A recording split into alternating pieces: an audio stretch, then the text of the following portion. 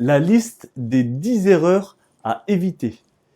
Pour conclure, et dans la continuité de mes 9 vidéos conseils vendeurs, je vous propose aujourd'hui la liste des 10 erreurs à ne pas faire lors de la vente d'un bien immobilier afin de réaliser une vente rapide au meilleur prix et de réduire le niveau de stress lié à cette vente juste après ça.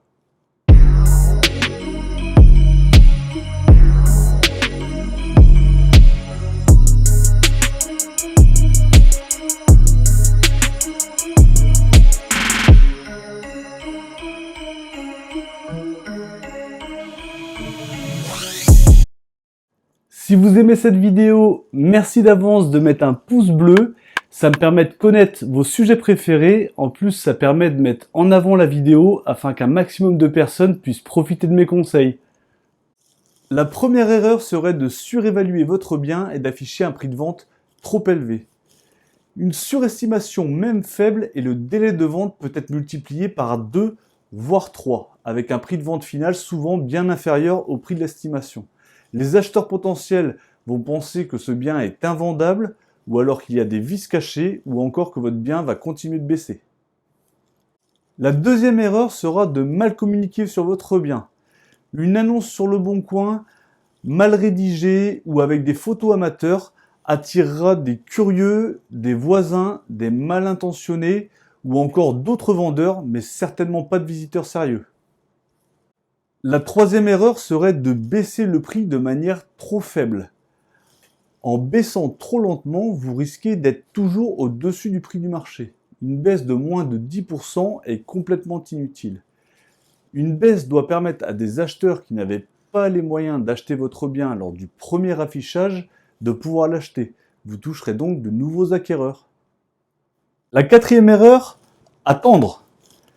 Si votre bien est en vente depuis plus d'un mois, vous n'avez plus de visites, il faut baisser votre prix sans attendre, immédiatement, afin de toucher des nouveaux acquéreurs qui n'avaient pas le budget ou de déclencher une proposition chez un acquéreur qui surveille votre bien.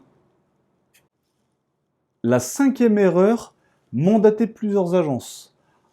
En mandatant plusieurs agences, votre bien sera multidiffusé, trop vu et perdra de la valeur. Pensez que tout ce qui est rare est cher. Des acquéreurs malins savent mettre en concurrence les agences en faisant plusieurs offres pour aller voir quelle agence sera en mesure de mieux négocier votre bien. Multidiffuser vous mettra donc en position de faiblesse.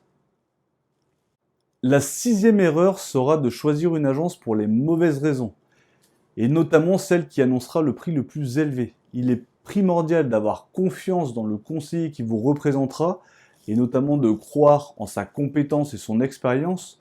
Ne choisissez surtout pas une agence en fonction de l'estimation la plus élevée, mais plutôt celle qui vous offrira les meilleurs outils ou les meilleures prestations et surtout celle qui sera en mesure de justifier le prix de vente annoncé. La septième erreur serait de mal préparer votre bien pour les visites. Vous devez rendre votre bien le plus attractif possible. Nettoyer, ramasser, ranger, réparer. Tous ces détails permettront de créer une première impression très favorable pour les acheteurs qui pourront se projeter chez vous. La huitième erreur serait d'exercer une pression sur les acheteurs pendant les visites.